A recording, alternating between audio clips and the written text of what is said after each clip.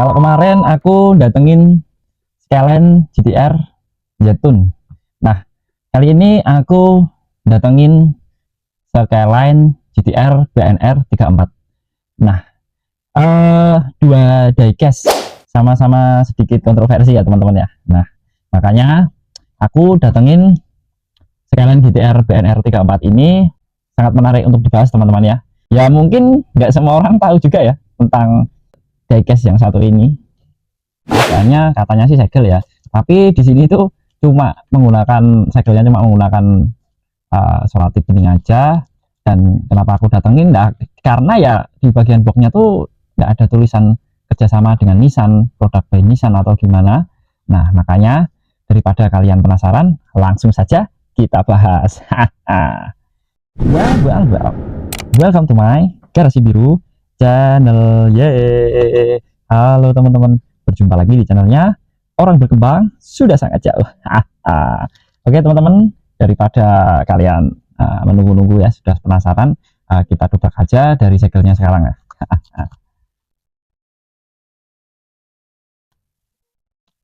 Oke, kita keluarkan aja dari tempatnya. Ya, sudah keluar dari tempatnya. Ini teman-teman ya, cukup cakep. Tapi ini akriliknya ya lumayan lah, nggak terlalu tipis juga, cukup tebal. Coba kita buka. Ya, tara. Cuma ada logo GTR dan Skyline saja di sini. Nah, di bagian depan juga cuman ada logo GTR aja ya. Tidak ada logo Nissan ya di sini tuh. Tidak dicantumkan di sini. Oke, kita coba kita keluarkan aja dari akrilik yang bagian bawahnya ya. Kita buka dulu di bagian diffuser bautnya teman-teman. Ini sedikit keras ya teman-teman ya. Sepertinya beneran segel ini kayaknya, sama yang punya mungkin nggak dibuka ya. Karena ini mungkin casingnya lama ya, jadi kayak sedikit keras itu ya bagian bautnya ya.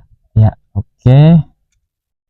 Kita singkirkan dulu supaya tidak melukai diecastnya. Ya, oke. Keren banget teman-teman. Ini kita taruh sini dulu aja supaya tidak hilang. Jadi di bagian akrilik bawahnya itu terdapat tulisan GTR BNR 34 V-Spec 2 High Rev Series Limited Edition 1 of 599. Jadi di bagian akriliknya terdapat tulisan seperti ini teman-teman ya. Oke, jadi castingan itu spesifik model Nissan Skyline GTR BNR 34 ya. Terlihat mobil ini tuh menggunakan warna orange yang cukup detail ya.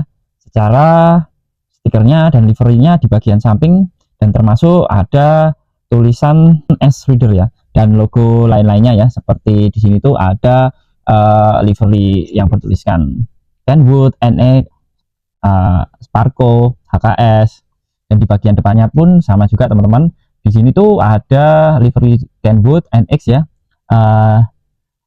Nitrous Express sama Sparko juga ya, seperti itu teman-teman ya. Biar kalian juga lihat ya secara bagian detailnya. Dan di bagian belakang terdapat logo seperti gambar burung dan bertuliskan Skyline. Dan di bagian belakangnya sini tuh ada tulisan GTR juga ya teman-teman ya. Nggak tahu ini kenapa ini yang satu warna silver dan ini tidak ada warnanya. Entah ini memang semua kayak gini atau bagaimana teman-teman, aku kurang paham juga ya. Oke, jadi mobil ini tuh cukup ikonik ya. Aku kira ini mobil itu dari film Fast and Furious atau mungkin terinspirasi dari game Need for Speed ya. Secara umum rilisan dari Case Street Warrior ini tuh dikenal dengan ukuran 1:64-nya ya, sebanding dengan Hot Wheels atau Tomica. Tetapi seringkali dengan detail yang lebih halus dan kualitas yang lebih premium teman-teman ya. Sudah menggunakan packaging yang menggunakan akrilik ya. Jadi secara vape-nya tuh sudah sedikit premium ya. Yang seringkali memiliki detail yang tajam ya, seperti velg yang, bentar aku perjelas dulu. Nah, mobil ini secara detail memiliki detail yang tajam ya, seperti velg yang cukup realistis ya di sini tuh, dan lampu depan terpisah ya, dan detail interiornya tuh cukup kelihatan ya di sini ya.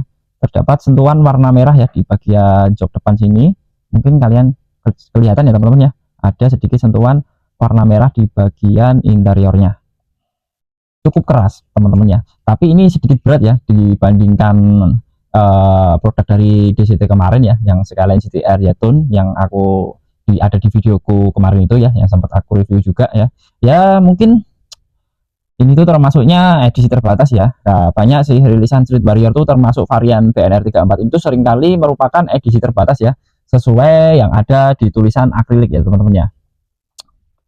Ya, contohnya seperti ini teman-teman ya. Nah, ini misal 1 of 599 ya, unit, menjadikannya seperti seolah-olah barang koleksi ya. Cara isu lisensinya tuh seperti apa sih? Nah, untuk mencetak logo pabrikan mobil seperti Nissan, Toyota, atau Ferrari dan menggunakan nama model secara resmi pada kemasan, produsen diecast tuh harus mendapatkan lisensi resmi dari pabrik mobil tersebut teman-teman ya, original equipment manufaktur atau bisa disebut juga OEM. Ya, untuk secara lisensi ini tuh memerlukan biaya yang signifikan ya, dan terkadang prosesnya yang cukup rumit. Banyak merek diecast skala 1:64 secara premium tuh yang relatif baru atau di produsen kecil yang memilih untuk tidak membeli lisensi tersebut ya. Jadi secara dikemasannya dan membuat logo di mobilnya sendiri itu terlihat tidak terlalu jelas ya, atau sedikit diubah ya, seperti yang aku punya sekarang ini ya. Mungkin di sini tuh ada logo seperti GTR tapi cukup tidak jelas di sini ya teman-teman ya, tidak terlalu jelas tapi sekilas tuh ya mirip-mirip lah ya, lumayan lah daripada nggak ada logo sama sekali. Aduh. Produsen mungkin mencoba ya menghindari tuntutan juga ya secara hukum atas pelanggaran hak cipta atau merek dagang ya. Mereka tuh hanya mencantumkan nama model ya, misal kayak yang aku punya sekarang ini cuma dicantumkan Skyline GTR BNR 34 yang dianggap sebagai nama deskriptif kendaraan ya, bukan merek dagang loh ya. Nah untuk secara fokus dan modifikasi, merek seperti Street Warrior tuh sering fokus pada model-model mobil yang sudah dimodifikasi ya, seperti gaya drift, stand ya, kan ini kan gayanya sudah stand banget dan ceper ya teman-teman ya. Dan secara seperti gaya drift, stand, bad body atau mobil dari film atau game ya teman-teman ya. Aku rasa seperti itu. Jadi ketiadaan logo Nissan dan tulisan kerjasama pada box di sini tuh ya teman-teman ya. Ini kan nggak ada yang dicantumkan ya, nama Nissan atau apa itu di sini tuh tidak ada ya teman-teman ya.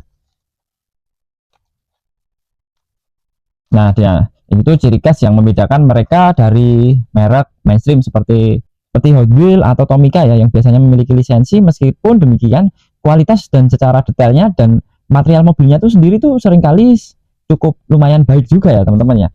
Setelah aku amati juga teman-teman ya, bahwa diecast yang ada di depanku sekarang ini dari Street Warrior tuh tidak mencantumkan lisensi Nissan ya. Di sini tuh aku udah riset ya teman-teman ya. Udah, apakah cuma produk ini aja atau semua produk sih, atau emang beneran semua produk tuh nggak ada kayak lisensi resmi dari contohnya mobil-mobil seperti Nissan, Toyota atau gimana. Ternyata tidak teman-teman. Diecast Street Warrior ini yang di serian Nissan Silvia S15 tuh dari merek yang sama ya sebetulnya teman-teman ya, justru malah dicantumkan di Nissan Silvia yang seri S15 yang Mona Lisa ya teman-teman ya. Yang jelas adalah hal yang sangat menarik dalam dunia diecast ya. Untuk memastikan dan mencari tahu mengapa hal ini bisa terjadi ya, aku pun mencari informasi lebih lanjut juga teman-teman, terutama tentang lisensi Street Warrior ini ya teman-teman ya. Brand yang ada di depanku sekarang ini ya sayang hasilnya tetap nihil ya, tidak menemukan informasi secara spesifik juga ya teman-teman ya. Dan ya cukup menjelaskan secara pasti mengapa ada ya perbedaan lisensi antara dua model dari produsen yang sama, yaitu Street Warrior sama Skyline GTR BNR 34 dengan Nissan Silvia S15 Mona Lisa teman-teman. Nah, yang menarik itu, namun ada beberapa kemungkinan besar juga ya yang bisa menjelaskan perbedaan ini ya. Perbedaan dalam jenis lisensi mungkin ya, model versus merek ya. Ya mungkin kalau Nissan Silvia S15 tuh ada lisensi ya, kemungkinan besar pada rilisan S15 ini tuh Street Warrior telah mengamankan lisensi resmi dari Nissan juga ya. Nah ini kan mungkin mereka mencantumkan nama merek Nissan dan model Silvia S15 secara jelas di dalam kotak ya. Contohnya seperti ini, biar kalian lihat sendiri ya teman-teman. Ini tuh adalah praktek standar jika produsen diecast ingin menggunakan nama merek yang dilindungi. Pada rilisan ini tuh mereka mungkin tidak mendapatkan lisensi resmi dari Nissan ya, untuk tetap dapat menjual model tersebut tanpa melanggar hak cipta merek dagang ya. Mereka hanya mencantumkan nama model aja ya teman-teman ya.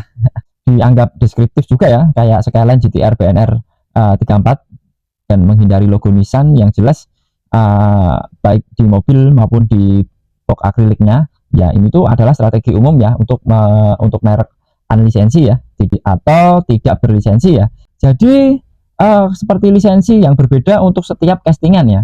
Ya makanya pentingnya untuk dipahami juga ya, bahwa lisensi itu seringkali tidak diberikan untuk seluruh merek ya, tetapi mungkin untuk model kendaraan yang tertentu aja ya, dan untuk periode waktu yang tertentu juga ya. Ya mungkin Street Warrior berhasil ya mendapatkan lisensi untuk castingan cetakan yang serian Silvia S15 ya, tapi gagal untuk memilih untuk tidak membayar biaya lisensi untuk castingan Skyline GTR BNR 34 ini ya.